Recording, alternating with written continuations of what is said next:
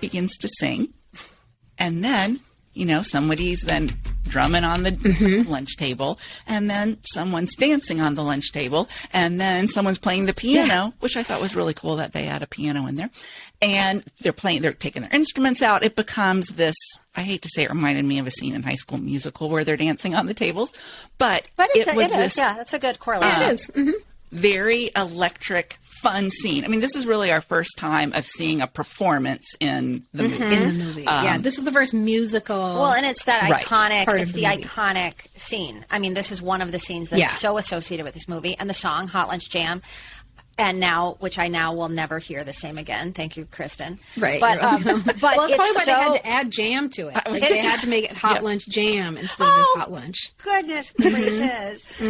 That just took it to a different I don't like level. jam. I don't like it anymore. Anyway. Well, think of it literally. But like what's happening in that lunchroom is a jam. It is a jam. Exactly. It's a spontaneous musical performance. How fun has it always been to sing macaroni and bologna, tuna fish, my favorite dish, hot lunch. And if it's Jello, then it's Jello. If it's blue, it could be stew. Love it. And that song will always be associated for me with a dance when I was in dance class. Because at my high school in Scottsdale, Arizona, we had dance. Like you had dance. Like I could take that instead of gym, which was awesome. That's awesome. So we had a dance concert, and my 10th grade dance was to Hot Lunch Jam. But it's just so fun, and just the freedom they all feel. And especially after coming right on the heels, Carolyn, of like what you said, they've all just been like kind of slammed with this expectation and how hard this year is going to be and what we expect of you. And then you just feel that freedom and that release in that scene. Yeah. Right. This is what we're here for, though. This is what our true, like, fine, yes, you're telling us we have to take physics and chemistry and, algebra, but this is it. This is where we live. Yeah. These are my people. Well, exactly. You walk into that lunchroom. These are my people. Yeah. Yes. Exactly. Except for poor Doris. But yes, can you imagine what that feeling is like when you're finally in a space with your people? This isn't your public middle school or junior high that you were just in, where there's a good chance you maybe were an outsider. And here you are, like, being seen and can truly be yourself for the first time. You're not the has freak. to be right. Yeah. That has to be incredible. And even the cafeteria workers and stuff, they're jamming and dancing right along with them. It really is a cute, Shady Sadie. Yes. Serving lady. That's right. She's so cute. She's like dancing. And I'm just thinking, is that a normal thing? Like that lunch lady, what an awesome job. Every day she gets a little concert when they come in for lunch. Right. And apparently the guy who wrote macaroni and bologna, tuna fish, my favorite dish, that popped out of his mouth and it gets put in the song. And now he's had a songwriting credit to his name and he's made money from that one line for his whole life. He was like the cameraman or something. I can't remember who it was, but it was not the songwriter. Oh, that's funny. Somebody pops out with that. So Doris befriends fellow student Montgomery. The Ronald McDonald hair guy. Yes, our Ronald McDonald hair. Asshole ER doctor. Future asshole ER asshole doctor. Yes. And he's not an asshole in this movie at all, no. by the way, you guys. He's my favorite.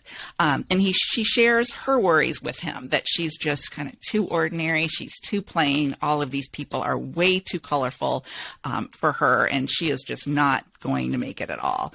And they're talking, and she gets to learn a little bit more about Montgomery. The first thing here, too, is when we're really establishing these friendships, because you also see a friendship develop between Bruno and Coco. They want to record together, or they see each other's talent. I think right away, you kind of they all sort of start to make their place into how they fit in with each other as well in freshman year. Well, that's true. And next is probably one of the most difficult scenes for me to watch. This is when we see Leroy. He is in English class With Mrs. Sherwood. With Mrs. Sherman. Sherwood, yeah. He's in music class with Mrs. Sherwood. If you remember from auditions, we kind of get a feeling like they're not going to see eye to eye from the fact she wants to take his knife and he doesn't want to write his name. And she's giving her big spiel about how this is going to be the hardest class and you're going to be expected to do all these things. And he's refusing to do homework. He's like, I'm not going to do homework. it's not going to happen. They have this back and forth that gets pretty intense, where then he gets up and leaves, and your heart is kind of breaking. And so are some of the other students. They kind of pan to Doris, and you can see people might be realizing what is happening. He goes right outside. Mrs. Sherwood is really pushing him, right? She's poking. Yes, and he eventually just loses it, leaves the room, has this fit right outside the room, and breaks all of these glass-covered bookshelves that are out in the hallway. It is, it just breaks your heart. It is so sad. You just see how much he's struggling. And then, but, Mrs. Sherwood, to her credit, she just lets him have his fit, and she just quietly closes the door to the classroom. Yeah. I know. Yeah. That was quite telling, too. It was almost like The Godfather, where, she just closes the door while he's having this very violent outburst. Mm-hmm. Right. And I think one of the most brilliant things about this scene, and it happens throughout the movie, is the score. I do that with quotation marks. The score to this violent outburst is the choir singing in some other room. Some really frantic Mozart-y chorale sort of thing. And it's dark and it's frightening, and it is the soundtrack to his violent outburst. Yes. And because of what this school is, you have that kind of soundtrack throughout the whole movie. Mm-hmm. The sounds of the actual school. Yeah, it's pretty amazing. It's really All of the music effective, in the isn't movie it? is quite organic. Which we talked about this a little bit before, Michelle. You were like, this is not a musical. It's not a musical. And because of the way the music is used, I agree with you. It's not a technical musical, because Hot Lunch Jam, that's an organic jam that erupts in the lunchroom. It's not anybody stopping to sing a song or to tell the audience tell the story anything. through song. Yeah. Right. You're not telling the story through the song at all. It's the students doing their work. Yeah, and sophomore year is really the year we see the growth of these students begin. And I'm not necessarily talking about growth in their talent, but more personal growth starts to take place. At first I thought she was Russian or something. She's kind of got this look about her, this ballerina, that's just again, with the stereotypical. And she's very standoffish. Yes. Well, right. Yes. I mean, looks down at everyone, it seems. And So, meanwhile, Bruno and Mr. Sharofsky, who, like we've said, he's the bespectacled, always sweaty music professor, they're still clashing. He's always taking that mop in his forehead. Yeah. They're still clashing over the merits of traditional orchestra versus synthesized music. And I just love how Bruno is so quietly unassuming. He stands firm in his convictions. Like, he stands up to Mr. Sharofsky, and he doesn't seem intimidated at all by the very obviously esteemed professor. Yeah. Even though Bruno has this kind of shy boy exterior. Like, he's a contradiction to me. Mm-hmm. Bruno is. Mm-hmm. His dad, though, not a contradiction at all. You still know exactly what he's all about, which is his pride and his belief in Bruno's talent.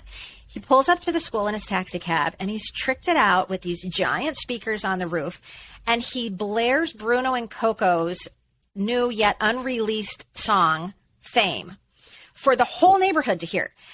It's the iconic Fame scene, you guys. The kids all come dancing out. Right. Windows are opening. Kids are leaning out.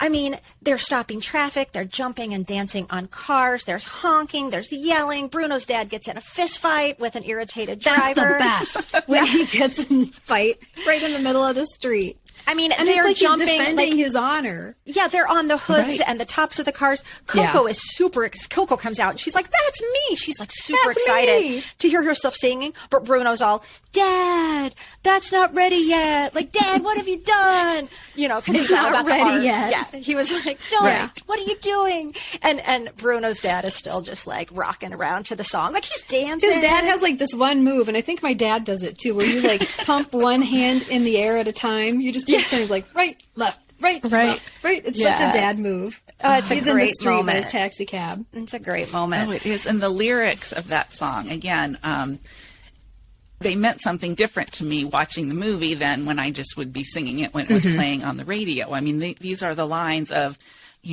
fame. This is what Bruno's dad wants for Bruno. Yeah. And I just found that just listening to the lyrics as they were dancing was like that. This is saying kind of what they all probably want in some way, shape, or form. And I want to live forever. Yeah. And that's like what you said earlier, Kristen. That's what happens with good art that you create.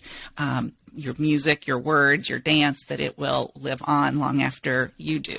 I know, it's true. The song takes on a lot more meaning when you see it in that context. It's not just a song you hear on the radio with catchy lyrics. And I guess the filming, did you guys read anything about the filming of it? It was a huge disaster. They backed up traffic for days. The city of New York was like, I oughta. Like, they were in so much trouble with so many departments. The dancers wanted hazard pay because of having to dance on top of cars. And so, because I knew this, I'm watching the scene this time. I'm watching them dance on the cars. I'm like, oh, be careful. Be careful. Gonna get workman's comp. And the song that they were dancing to during the filming, because the song Fame had not yet been written. So the song they were dancing to during filming was Hot Stuff. Oh, that makes sense. And remember, he was inspired, the musical director, Michael Gore, was inspired by Donna Summer. So this makes sense. It's no accident, right, that Hot Stuff then leads to Fame. And if you listen, I think we should put this into the episode. If you put Hot Stuff next to Fame, there are some definite similarities, particularly in like guitar riffs and stuff like that. I never would have put those songs side by side before, but now it makes every sense. That would be one of those cool mashups they do with songs overlaying over each other. Yep. Maybe I'll try that. Yeah. And then this is the other thing that is just blows my mind. And you're going to have to watch the scene again, knowing this. So the choreographer, his name was Louis Falco. He choreographed 8 different routines, which he allocated amongst all of the dancers. You do routine 1, you do routine 4. He randomly sprinkled 50 dancers into a crowd of 150 regular kids. So there are 200 kids in the street. 150 of them are non-dancers. 50 of them are actual dancers. And so that makes the whole thing feel like bedlam. It makes it feel anarchic and organic, when in actuality, there are 50 of them doing choreography. Yeah. Oh, I'm going to watch it again. Wow, but 8 different pieces of choreography. I love that. Wow. Carolyn looks like she can't even take it. Like, what? I'm going to watch it. I'm going to pick them out. That many kids who didn't dance. I guess that not dance professionally. Like, they could go out there and just be like, they're at a club dancing to Hot Stuff. Right. Yeah, but that seems to all, I mean, in a way it comes together. Like when I'm just thinking about that scene now, I mean, there is some frenetic to it, but it seems like it's all kind of planned. I mean, it seems to. Because people are lifting people up and carrying them over here. And and they had to do it so many times. And it was 100 degrees and people were pissed. They were like, not doing Hot Stuff again. We can't do it again. Exactly. Okay, so really the biggest moments, though, even though that's a huge moment of sophomore year, it's more of a huge moment for us, the viewer, but the biggest moments of sophomore year take place in the acting studio.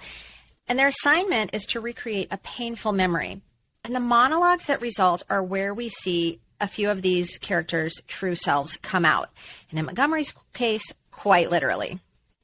Now, Carolyn, I want you to hear if you could find his monologue and start from "Thought I was going through a stage" and end with "Gay used to mean such a happy kind of word." Okay. Yeah. Okay. And then, so that'll play, and then I'll say, okay. He also says, never being happy isn't the same as being unhappy, is it? It just breaks your heart. Yeah. Oh, I know. And it's I wrote so that raw. down, that line. Yeah, it's so raw, and it's so honest. And he delivers it. Oh, man, does he deliver it. And then Ralph tells the story of finding out his idol, who we've said is Freddie Prinze, had died. He's telling the moment he found out Freddie Prinze had died. And it's the first time we see Ralph without this comedic facade. He's very emotional. He's crying through most of it. And he just keeps reiterating how it's too unbelievable that Freddie would have killed himself. And now, if you could put the soundbite of Ralph saying, "It was an accident. Those motherfuckers said he was depressed." That would be great there. You know what I thought of when he said that line, "Those motherfuckers said he was depressed," how that gives you a picture of how people thought of mental illness in 1979, 1980, and how it differs from today, because he is so upset by the fact that they said he was depressed. Right? Isn't that interesting? Well, we get I think we're right. And I think we're getting a first glimpse into Ralph's mental struggles, and we're starting to understand his other persona that he puts on for the first time. And you put it back in this time, this 1980 time, and it all starts to make sense to us now today by realizing that, Kristen, by going back and realizing this isn't something that was talked about widely, that you could share, you could maybe admit that you were feeling too. And at the end, when he's finished with this, the teacher says to him, "You want them laughing with you, not at you." And Ralph says, "Ouch. I want them laughing." That's all he wants. He wants them laughing, whatever it takes. Whatever it takes. Oh, it's deep, you guys. And it just changes my whole feeling about Ralph right then. Right. And he's crying so hard during this scene. And as I'm watching it, I'm like, is this acting or is he really feeling that depth of emotion? I wasn't sure. Oh, yeah. I think it could be both. Do you want to know? And you really begin to see her asserting her independence around her mother. Yeah, she is. And that to me was huge to watch. That was just a really telling moment for me that saw. Doris surprises me the most I think Doris's growth. It's not like I'm saying she has the most growth by any means, but her growth, her character arc surprises me the most of any character in this movie. And it has so much to do with adolescence. It's not just about this school. It's about being a teenager, going from being a little girl to growing into a woman and all the aches and pains that come with that. And think about, what is the ultimate separation from your mother than to discard the name that your mother gave you, Doris Finsecker, right? To become Dominique Dupont. And to reject your mother's friends. I don't want to be like that. She's building an identity separate from her mother. And she was wearing what her mother told her to wear before. Right. And the confidence to basically disobey her mother. I mean, remember the auditions, it was all about whatever her mother said, whatever her mother did. Remember, there's the scene where her mother wants her to perform at this birthday party and she has to miss out on, going to the movies and stuff. And it's just that alone, just knowing that she's basically doing the opposite of what her mother wants her to do is big.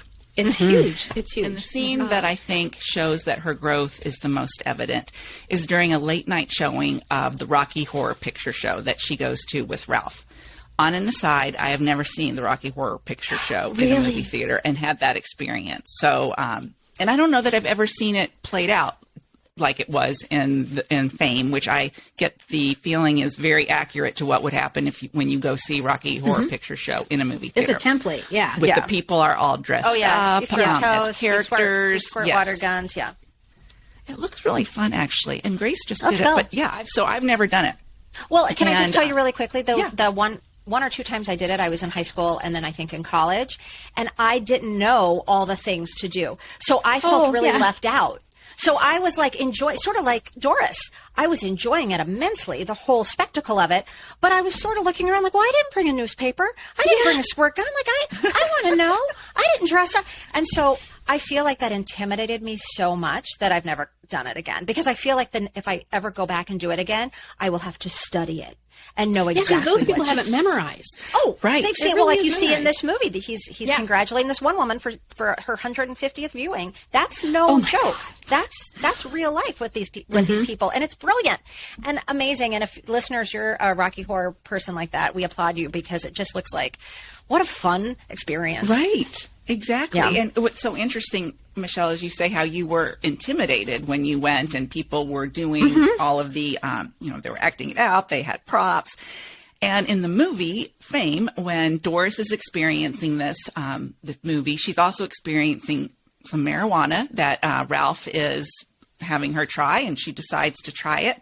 And then all of a sudden, she's not intimidated by anything. She goes up on the stage and performs part of the Time Warp number.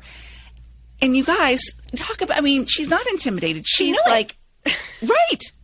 It was, to me, again, it just showed the most growth for her. Is that she didn't care. Loving it. Yeah. Yes. And she weren't you loved guys it. loving it for Doris watching her? Yes, I was totally. too. I was too. I was Yeah, jealous because I was just going to say, I always felt like the couple times I went to Rocky Horror, I was like, I'm going to be outed as a fraud. Like, people are going to Yeah, you look think and people are know and staring kick at me you. out or something Yeah. like that. right. I mean, that was when I watched it. I admired her. I thought I could never do that. She's And, awesome. yeah, I just thought that was such a great part. Performances in our junior year. One is when we see Irene Cara sing Out Here on My Own, and that scene just gave me goosebumps again because those lyrics say so much.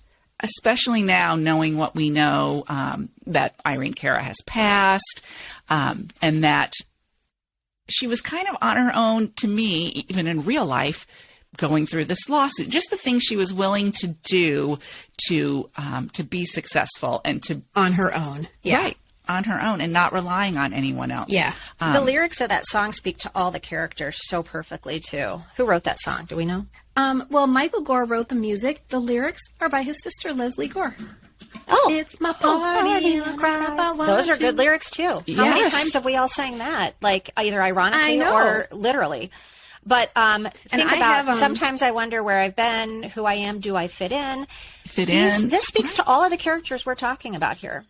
And adolescence. It speaks Oh, to my gosh, all right? characters, all teenagers, all people entering high school, right? Sometimes I wonder where I've been, you just said it, so Yeah. I'm saying it again. But yeah, it speaks to all of us sitting in the audience at that moment, no matter if you're a performer or not. And I have in my notes from that moment getting really sad because I was watching Irene Cara, and this is a moment where the camera is all on her. It's her solo. She's playing the piano. And again, you just see her potential. You see her gifts. And it's such a good song. And this is a song that popped up in our episode about sad songs, songs that make you cry. did What's it? it called? Yeah, I'm not crying, you're crying. Yeah. Yeah, more than one person wrote in that Out Here on My Own is one of the songs that makes them cry. Gives you that And lump in your throat, doesn't it, you it guys? gives you a lump in your throat. It totally does. Yeah. And it describes, again, this is something I got as a 54-year-old and not necessarily when I was watching it as a teenager. This describes Coco, doesn't it? We don't know anything about Coco. Right. She's out there trying to do business deals with Bruno and, tits book gigs. She's clearly a grown-up. She's far beyond her years. And we don't know anything about her family or where she comes from. Right. And she's out there on her own. Yeah, because right after that, Bruno's dad, who drives a taxi, he's a taxi driver, drives her home. And so gives him an address, and she gets out in front of an apartment building that has a doorman, and we see her get out and walk up the steps, and it's obvious that she watches the cab drive away, and after she sees that happen, she turns and walks down the street. So this was not her home. She's out there on her own, and Doesn't want people to embarrassed know where about she lives. Yeah. yeah. And maybe ashamed as to where she lives because she didn't want them to know. So it's just That's yeah, such an it's just a interesting, I really like heartbreaking- that correlation you make there with that, because that is so, that just takes that scene almost to another level, right? It really does. Another level of just Yeah. kind of heartbreak.